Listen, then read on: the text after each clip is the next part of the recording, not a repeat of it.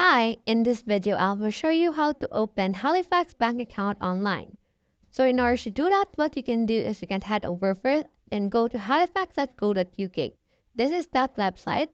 And then select or choose the account type that you want. It can be mortgage, savings, ultimate reward current account, as well as personal loans. So I'll have been choosing here the Find Savings account. And then you need to prepare documents like your proof of identity, like passport or driving license, your personal details, and financial information ready. And then start an application, just choosing here the savings account that you want and open account from there. Click on this more for the savings and then just fill out the information on the online form. Submit your application and then review your information first before submitting it. And then you should be able to receive a confirmation on your email. Your debit card and PIN will be mailed to you as well.